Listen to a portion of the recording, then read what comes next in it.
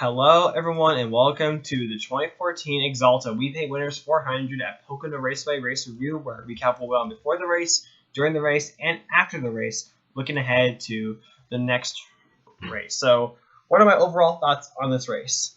I'm going to give the race solid, or if I were to give a scale of 1 to 10, with 1 being the worst, 10 being the greatest, I would put it at like a 6. There definitely were good moments when it comes to the quality of racing, but there was definitely just some of it was just kind of okay, and definitely and certainly like the caution period of the race, where from about lap 89 to about up 123, which is almost which is almost like 40 laps. We just kept on having caution after caution after caution after caution, and it was like that part was just kind of annoying. But if we're gonna talk about the good moments in the quality of racing, there definitely were good battles. Like for example, like there was a good battle between Chase Elliott, who was leading the race, Kyle Busch, Matt Kenseth, who had faster cars, but Chase Elliott was able to successfully and impressively hold them off, and that was a good battle. And certainly late in the race, before everyone went into serious fuel competition mode, a good close battle between Kurt Busch and Dale Earnhardt Jr., even though there wasn't any passing. It's hard to, in my opinion, get a good race at Pocono, but in my opinion, it definitely wasn't bad at all. And certainly late in the race, when fuel mileage became a topic of conversation, things definitely got intense, and I was just kind of nervous, but it was kind of like an excited nervous watching the end of the race. And as far as the winner, Kurt Busch gets his first win of 2016. So it's about time Kurt Busch won, because this season, heading into this race, he had been incredibly consistent and really kind of under the radar, because entering this race, he had not won a race all the season. But if you look at his stats this year, they've been very good. 12 top 10s, so in other words, in all but 2 races, he's finished into the top 10, completed every single lap this season. Hasn't led a ton of laps compared to other drivers like Kevin Harvick, but certainly quite a bit, and has put himself in good position, or has at least had the car, or has at least had cars fast enough that could win. So. And as time goes on, I'm actually slowly liking Kurt Busch a little bit more and more. Also, Kurt Busch snapped a pretty lengthy winless streak, almost a full season. I think Fox said that it was like 34 races. His last win was the June Michigan race a year ago. Taking a look at the pre-race notes that I took down, the first one I wrote was how NASCAR is going to take a look into the current aero package after the Coca-Cola 600, which, if you don't remember that race, Mark Jr. led all but 8 laps out of 400 laps. And I don't recall there being a single on-track pass for the lead that wasn't during pit stops. No, a driver edging someone at the line, and losing spot immediately is not an on-track pass in my book. But in my opinion, I was just simply annoyed to hear this news, because the racing this season at many tracks has already been good. You're going to have a few stinkers, and yeah, that's kind of just why I got annoyed about it. Seriously, now we all of a sudden have one dominant performance or one stinker, and now all of a sudden it's now time to change everything. I hope NASCAR doesn't change the current aero package. I think it would be NASCAR fixing the wrong problem. Also, more lug nut suspensions. Brian Patty, Greg Biffle's crew chief, Tony Gibson, Kurt Busch's crew chief, and Randall Burnett, AJ Allmendinger crew chief, were suspended for this week for not having all 5 lug nuts secured on the cars after the Coca-Cola 600. So NASCAR's definitely coming down. So NASCAR continues to come down serious and follow their own rules for once when it comes to the teams failing to break them. There were other penalties, but I think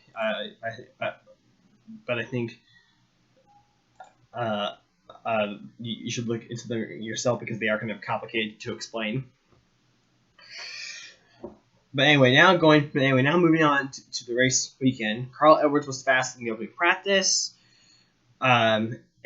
which was shortened due to rain. I think possibly another practice got canceled that day as well, because usually there's like 3 practices per day. And then in qualifying, it was a Penske 1-2. Brad Keselowski on the pole, Logano seconds. I think for like the second or third week in a row or something like that, Logano wins the first 2 rounds, but gets beaten out on the final round. And then moving over to Saturday, Kyle Busch is the fastest in happy hour. So when we look at the practice speeds, it looks like that it was going to be Gibbs versus Penske kind of week. And as we know now, that's not how it turned out. But before we could get the race started, Mother Nature decided to take a trip to the racetrack once again. And this time for what, like the 4th week in a row? I mean, we had rain affect NASCAR activity at Dover, the All-Star race weekend, Coca-Cola 600 morning of that race. Thankfully not during the Coca-Cola 600. And then once again Pocono, but this time it decided to be really not nice and postponed the Sunday race to Monday. It started at noon Eastern, so definitely not the most convenient time for people on the East or West Coast, but thankfully, but I'm glad I was able to win the set. And it was the first NASCAR race on Mondays in over 2 years. The last time we saw that was the April Texas race.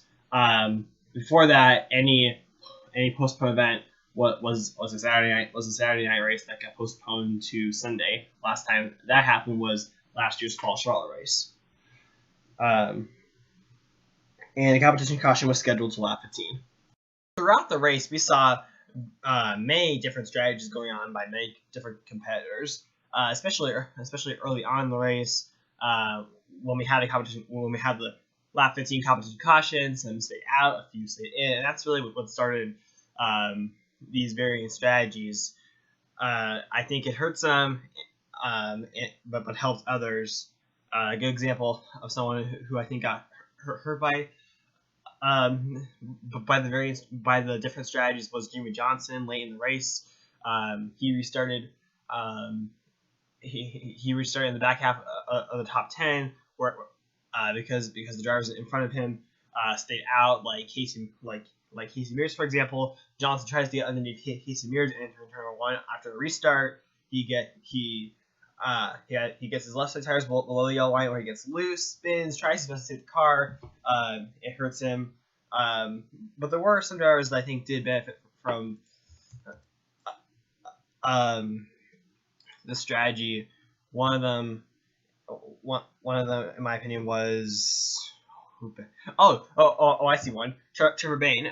He stayed out late in the race and he was able to get a solid top 15 finish where he probably would not have finished there in the first place. So and that was something we saw throughout the race. And it definitely does spice up races. Once again, for about a third or maybe even 4th week in a row, we see new faces up front. And like I said earlier, we had a new winner this season in Kurt Busch. And really, when I think about it, about this point a month ago, we were talking about, I think some of us were talking about the lack of different winners this season, because about this point a month ago we only had like 6 different winners, and now if you look at after Dover, Coca-Cola 600, and Pocono, now it's been increased to 9 different winners. Matt Kenseth won at Dover, Ryan Truex Jr. won at Charlotte, and now Kurt Busch at Pocono. And these 2 drivers were drivers that I think I said early in the season that at some point they will get a win, and now they finally all have wins. And there's still quite a bit of drivers that I think definitely have the speed to get a win. At the top of my list is Joey Logano. If you told me that after 14 races in 2016 he would be winless. Sorry. If you told me that at the beginning of the season, it would have sounded very unrealistic. I would have thought Logano would have had a win or two by now. I know he won the All-Star race, but that's not a points race, so it doesn't count. So it doesn't exactly count. He definitely has the speed to win, and a few times this year he has shown the speed of a winning car. But yeah, hasn't won a race this year. Other driver that hasn't won it this season, but is definitely fast. He definitely showed today. Chase Elliott. He led a total of 51 laps today. In his past 18 starts combined, he led only a total of 52 laps. I think it was also very fitting for him to have a strong car here today at Pocono, considering the fact that his father, Bill Elliott, won here 5 times, and that's second among all drivers at Pocono. So I think it's cool to see another Elliott dominate the tricky triangle. And Chase Elliott was very strong today. He didn't always have the best car, but he definitely made the most of his car. Was able to successfully and impressively hold off faster veterans, and was terrific on restarts. And heck, if he didn't make a mistake on the final restart trying to get by Dale Earnhardt Jr., which eventually he got passed by Kurt Busch, who knows? He could have ended up the winner. So if you don't think that Chase Elliott is not close to knocking on the door of his first career win this year, think again. Another driver that also has shown speed this year and finishes second for like the 4th time this year, and today, Dale Earnhardt Jr. Now this one last year he already had a win, and this year he's had his up and down moments. Like I said, like I just said, he's finished second 4 times in Atlanta, Texas, Bristol, Pocono, but then he's had his downs. I mean, this was actually his first top 10 since Bristol. His 6 starts between that, or not 6 starts, 5 starts he finished all were outside the top 10, including 2 crashes. So it's been an up and down season for Dale Earnhardt Jr., but I think he definitely can win this year, plate track and non-plate track. So I think Dale Earnhardt Jr. could win. Kyle Larson has shown speed recently, and then of course, in less than a month from now, we're going to be racing at Sonoma, which could play into Allmendinger's favor, and then we also have plate tracks. Great, the 4th of July race at Daytona, the great equalizer. So I think there's a good chance that we are going to be seeing more winners and maybe even first-time winners.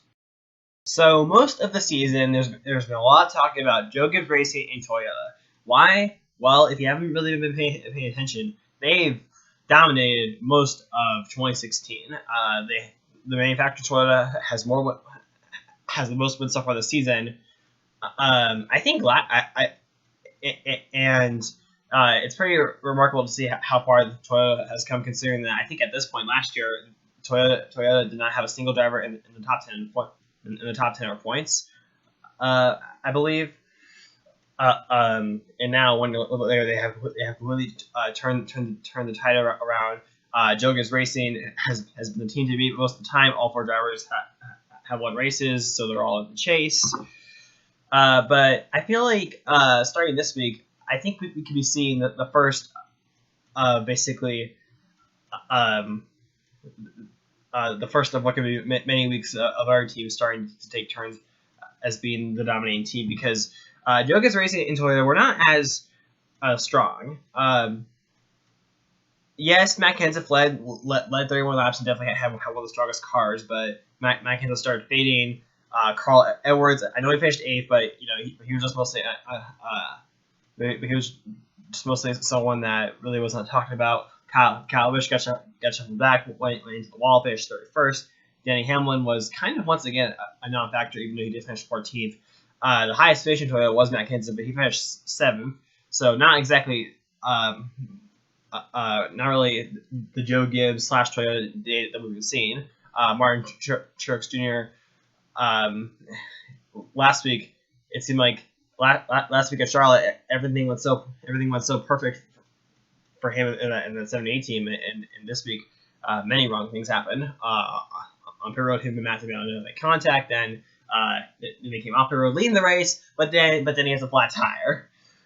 So Joe Gibbs Racing in Toyota I think took a small step back today at Pocono, and really we started seeing Hendrick and Stewart-Haas racing up front. Kurt Busch won the race. Throughout the day, all 4 Hendrick cars were in the top 10, and who knows, we could have had all 4 Hendrick cars finishing into the top 10 had not been for Jimmy Johnson's crash. Also, it seems like Team Penske is starting to make gains. Brad Keselowski already has 2 wins. I think Logano's getting a little bit better, so is Brad Keselowski on a more consistent basis. So it'll be interesting to see if we see more of that, or if next week at Michigan it'll be JGR Joyno once again.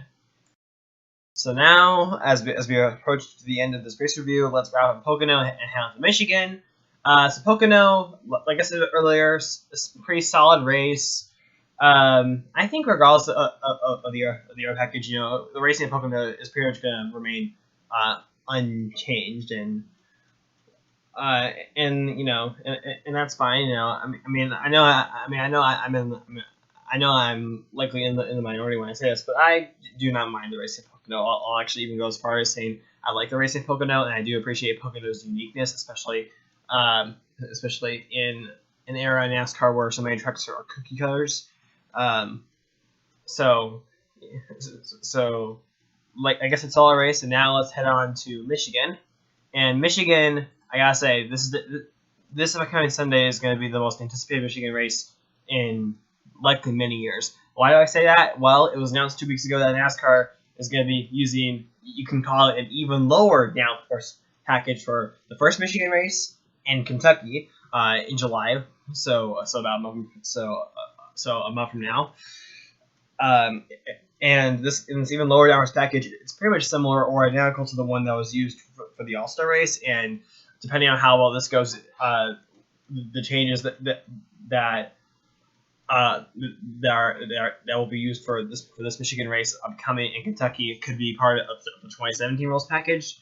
I think we can expect to see a good race in Michigan, especially if the groove can get widened out to maybe possibly they get up against the wall. Hopefully Goodyear brings a good tire, even though that could be a challenge because the Michigan service is still kind of new. I mean, Michigan got our page in 2012. So hopefully Michigan goes good, especially since I think we need a good Michigan race after the high drag experiment last August, which just failed miserably, and that race was unwatchable. And so was the race last June as well. Thankfully, rain so far, when I look at the forecast, is not in the area, so it looks like that we will get in all 400 miles without having to deal with any without any rain. And who is the favorite heading into Michigan? I know I said that Joga's racing is what might be slowing down, but I do expect them to be good at Michigan. And when we look at average finish since Michigan's beginning among active drivers, Edwards, Matt Kenseth currently drive for Joga's Racing. They have the top 2 average finishes. They have a total of 5 wins combined. But however, my pick for Michigan is Brad Keselowski. He's never won here, but he has the 7th best average finish among active drivers. He has won at Michigan in the past in the Xfinity Series, and like I said earlier as well. It seems like him and his team at Logano are starting to consistently run better. So I pick Keselowski to get win number 3 of the season and first career win as home track in Michigan. Could there be a surprise? Well, Michigan isn't usually known for surprises. And also, I think just like Pocono, and also I think just like a Pocono, sometimes Michigan races can be fuel mileage races. So who knows? It could come down to that kind of race too. And frankly, I like fuel mileage races, and I wouldn't mind that. Anyway, so now thank you for watching this race review. I hope you appreciate it going back to the format that it usually is after taking a few weeks off. Hope you enjoyed it. Be sure to rate, comment, subscribe, and bye. I'll see you in the next race review. Hopefully recapping what was hopefully going to be an exciting Michigan race.